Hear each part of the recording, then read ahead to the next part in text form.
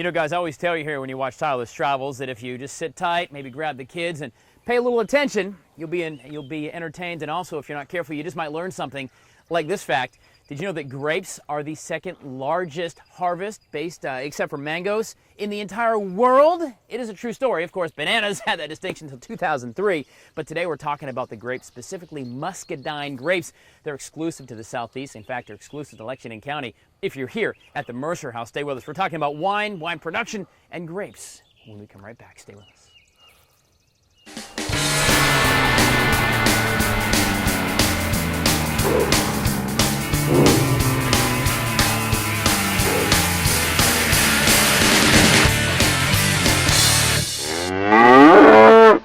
Guys, agriculture here in South Carolina is an incredibly large business, all the way from bovine and horses and working the field to things like production of wine. It's true, of course, wine been around for say generations, but eons, forever probably. Shannon Mercer from the Mercer House Estate. Did I say that right? That's right. Mercer House Estate? That's right. Is that right? There you go. Winery here in Lexington. I always get that all confused anyway.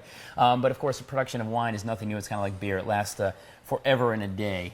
It does. But there's an art to it, and we're going to learn about that today. Some of the health benefits of wine as well, and actually the production thereof.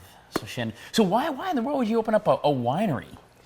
Well, you know, there's been a huge surge in the brewing industry, right? And we've even have a few distilleries that have opened up. But sure. Wineries, not as much. There was a big hole for wineries in South Carolina. In fact, there's only 14 wineries operational in South Carolina. Really? Now, is this one of the only ones in Lexington County, right? Oh, this is the only one in Lexington County. This is the only one in Lexington County. That's it. And it's believed to be the first one and first legal one. First legal one. You're not running cars out the back or anything like that in stills in the woods or anything. So in 2007, you and your wife Kim decided, hey, we're going to buy this property. We're going to go ahead and just convert our house and do a shop, and we're going to go out and plant some grapes and go. Well, that's pretty accurate. Actually, I've lived on this property for 23 years. Okay. But across the street, an opportunity came up that allowed us to buy some property. And in order to save a little bit on taxes, I had to be agricultural. Sure. Walk around the property and see that muscadines, which are unique to the South, were prevalent. They were everywhere. Okay. So we prepared the land and put in some cultivated muscadine. Okay. Put in so when you say muscadine wine, that's a specific kind of grape. Is that what that is? It is very specific. It only grows in the South. It's a muscadine. That's how specific it is, quite frankly. Well, it only grows in the South. Okay. It 8 full states, touches on a few others. It really thrives in the hot and humid climate of South Carolina, where other grapes simply will not produce here. Okay. And you know, there's a conception about muscadine wine that some people think of their grandmother may have made it, or their grandfather on the back porch, and it's almost always thought of as a sweet wine. Right. But that's by choice. It doesn't have to be a sweet wine. In fact, we have a line of very dry muscadine wines. We're talking about wine this morning, the benefits thereof, and actually the interesting production as it accounts into the big agriculture churning here in South Carolina and agritourism. And out here at the Mercer House, you can come out and check it out yourself, take your own tour. You can foster your own vines. We're going to get all of that this morning from Shannon Mercer here at the Mercer House as we hang out and learn a little farming eye for the city, guys. Stay with us. We're back live from Lexington. Guys, since the 16th century, muscadine grapes have been paramount in wine production, especially muscadine wine. And here in the Southeast, we're very lucky. This is the best place in the world they can grow. St. Augustine was huge down in Florida, and South Carolina is a big producer for muscadine grapes. And in fact, in Lexington County, the only place you can get some actual organic agricultural wine from the fields right to your lips is right here at the Mercer House Winery. Shannon Mercer, good morning, my friend. How you doing, Tyler? So we're talking about just wine production and the whole big agritourism movement that's here in South Carolina, and folks actually getting back to the farm and seeing what it is from the ground, not just these big pack stores, but actually folks here in Lexington County. This is your livelihood. This is how you pay your bills, is wine production in these fields. And aren't they beautiful? This is a great time to be in the vineyards. The morning, it's always fresh, and the dew is rested in. And it smells so nice out here too. This is really beautiful. You should try it in the fall when the grapes are full and ripe. It's very, very nice, very exciting. What is the process for growing grapes? I mean, I guess it's more than just sticking a couple of seeds in the ground and waiting for them to harvest, right? Well, you know, muscadines, because they're native to the South, make it a little easier for viticulture and growing, but there's still a lot of details that have to be paid attention to. Okay. European grapes like the vinifera's, they very climate specific, and Sure. they're just entirely different. These grapes grow in clusters, so Okay. they really only ripen one at a time. One at a time. When we harvest, it'll take us 12 weeks because we're literally picking one grape at a time. And if we look, we can see that we're at a critical time in our vineyard. These are the flowers that are just starting to set. So these are little baby grapes.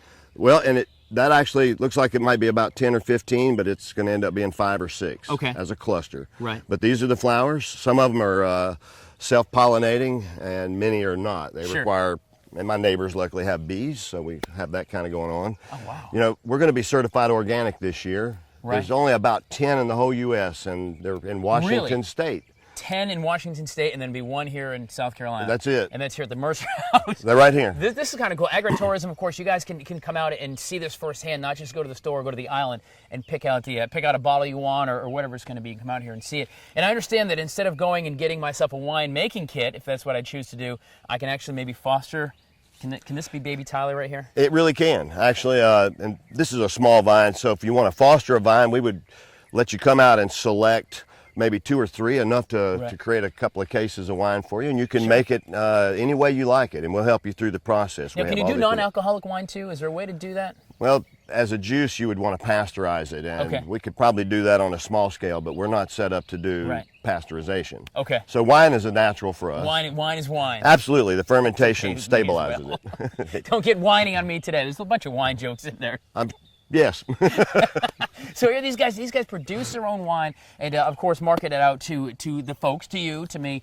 This is such a cool process. In a few minutes we're going to understand, take the wine, show how you press it, and actually the next step in the process and how you create a fine wine. And there's other things besides wine you guys are working at. Oh yes, we have some added value products. Muscadines offer so many health benefits that we don't want to just let that go. Sure. We want to bring everything to fruition and show how the muscadines can really improve our quality of life. Sure. So it's great stuff, guys. Agritourism here in South Carolina. There are farms, and there are farmers like Shannon and his wife Kim that open up their doors so you can learn a little bit of what they do and get involved in the natural movement of things that are, aren't covered with full of nasty stuff, that aren't pre-produced and mass-produced. They're just natural. They're right here. And the biggest thing is they're local. And I love that as well. We like local, absolutely. Guys, stay with us. It's Farming Eye for the City Guy. We're here at the Mercer House Winery in Lexington. Stay with us. We're coming back from down on the farm. Guys, agriculture in the state of South Carolina is humongous. A lot of big farms. A lot of folks are getting the agriculture, getting natural products out to you and I, the consumers. But a fun fact for you, only about 6% of farms actually generate more than $100,000 in revenue. It's kind of hard to feed your family when you're trying to operate a farm, which means that smaller farms turn to agritourism here in the state as well as a way to actually introduce what they do for a living to folks like you and I, who normally just go to the grocery store and get it out of the cooler or off the shelf. Shannon Mercer, the Mercer House Winery here in Lexington, is where we are this morning, talking about his wine production house, your winery. Right? Did I say that right? You got it right. Technical terms. Talking about muscadine wine. So I want to stomp some of these grapes. You told me to put my shoes back on. Sorry about that.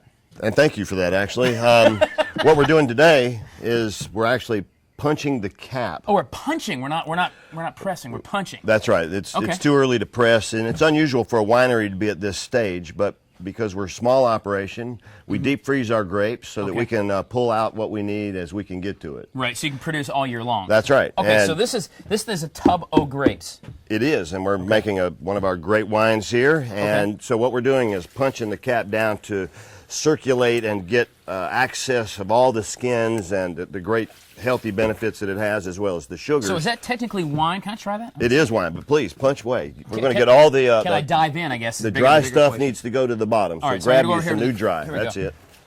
Exactly. And so this is what the process is. And you don't have one of those big fancy machines, Shannon. You actually sit out here like an old cauldron, like an old witch, right? Okay, like an old witch. Is that right? Or my ex-mother-in-law. I mean, whichever. I mean, it's really synonymous. That's a true story. So, right.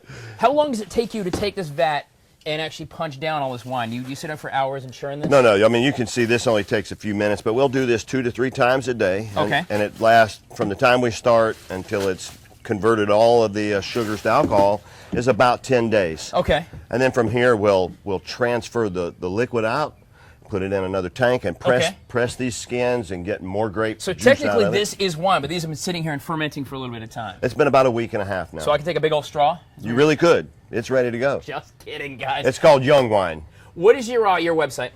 MercerHouseEstateWinery.com. MercerHouseEstateWinery.com, guys. Part of the agriculture and agri-tour business here in South Carolina. Meaning you can actually come on site. You can come see this. They'll take you out to the fields, and you can really kind of see the process of the wine you're going to try and other products you guys are getting into. We're going to talk about that as well. Non-wine products, because you really want to make sure you get everything out of each grape.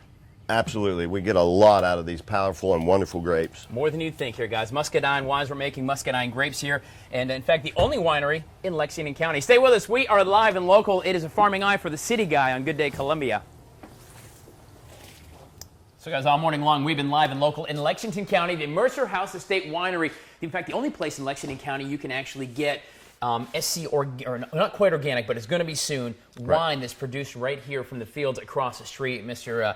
Shannon Mercer and his wife Kim, you guys actually work this farm yourselves. You don't have 10,000 hands. I mean, you guys, it's a truly family operation. We really are. There's just 3 of us, my wife, and then I have a field manager that is an integral part of the operation. So with Muscadine wine, learning kind of the process, very interesting facts about Muscadine wine that, it can only be here in the Southeast, or grows best here in the Southeast. It only grows in the Southeast. But that's it, just the Southeast. That's it. It's the original American wine. The Native Americans would have been making wine 10,000, 20,000 years ago. Sure, and you do it the same way. Pretty much the same way. I love it. Absolutely. By the way, guys, we're talking about agritourism today. If you go to scfarmfund.org, you can check out all the different farms around the entire state. You can come in, and this is one of them here at the Mercer House. You can actually come in and see the process, and Shannon and Kim will kind of show you the process. You don't need to go to a store and get one of those kits. You can come out and actually do it with a fostered vine program. But you guys are actually doing more with the Muscadine grape than just producing the wine. There's other great things you can do with this, right? Absolutely. In fact, because the Muscadines are extremely healthy, a lot of that comes in the skin. The juice constitutes about 50% of the product in a grape. So you don't use the skin for the wine, you're using the juice in the wine, or the juice of the grape. Essentially, that's true. Okay. So besides making wine jellies, we're experimenting with those. Make the wine, and then my wife, Kim, will convert it into a jelly. And we have some, we're even experimenting with some label designs. Neat. These are all to be sent off and be tested, because that's critical. So these aren't available yet, but you're getting these all certified and ready to go. Is this steak sauce? Well, it's called Saba. Okay. Saba is extremely ancient. This goes back before balsamic vinegars, when the Romans only had 2 sweeteners, and that would have been honey and then basically cooked wine, or musticato, also known as Saba. Okay. We found that if we take the skins and cook them for 200 hours, that's 2 weeks. 200 hours 200 to hours. cook these babies down. That's right, because they're very tough, heavy skins. But once they get soft and creamy, then we'll season it so that it can sort of work in that South Carolina palate. There's a lot of sauces here, but there's no tomato, no vinegar, no mustard. It's grape skins and some seasoning, and it is phenomenal. We're very excited to get this product on the market, and as soon as we can get an ag kitchen up and running, then we'll be ready to roll. Guys, you want to come check this out, the Mercer House. You can check these products out. If nothing else, if you're not a winemaker, I'm sure somebody is, but come actually see the process. It's a very cool process, and these guys whose hands are right in the soil actually doing it locally, which is the big thing about the South Carolina agriculture movement here, and all the folks who are farmers who are putting these products actually from their hands into our bodies and that we use every day, and it's a very cool thing. Thanks so much for the tour this morning. We're going to continue on.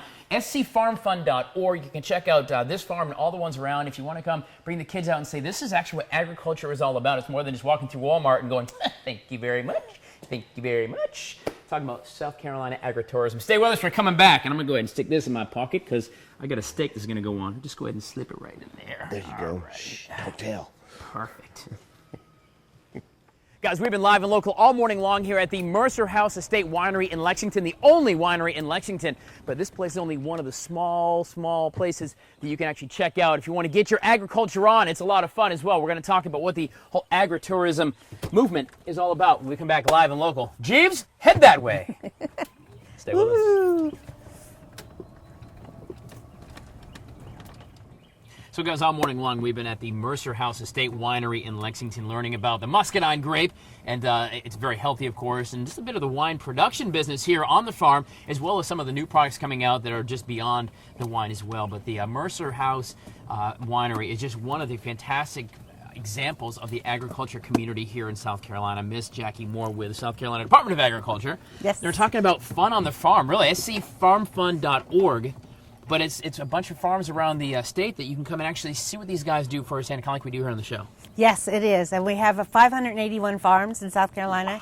They came out on the census that do agritourism, which is a combination of what South Carolina does best. Right. Number one commodity is agriculture. I love it. Number $7 two, billion. It's a ridiculous. It's $42 billion. I'm sorry, I said $7 billion. $42 billion in the state of South Carolina. And the second, what's our second biggest thing? Tourism. Put them together, and you get agritourism. You know, and that's good. bringing people onto the farm to Sure. see what's going on with our farms, how we get our food. Right. And that really, it's so important too. I mean, it really is beyond just going to the store to Piggly Wiggly and picking something off the shelf. I mean, they're actually in South Carolina, our farmers like Shannon and his wife who are taking the grapes off these vines here as they're rolling through their vineyard. But they're actually out here picking the grapes by hand and producing the wine. And whether it's collards over at the Royal Farm, whether it's cows, whatever it's going to be, it's all right here. There's all kinds of things you can do on the farm. It's beyond your imagination, the things that people will be able to do on a farm if they go and visit our farms. That's why we say go to scfarmfund.org, and you can put in anything. Strawberry picking. Right. Everybody's doing that. Of course, yes. Everybody's doing a whole lot of stuff right now on the farm. They just need to go on the website and pick a weddings. Oh, that's a real big thing.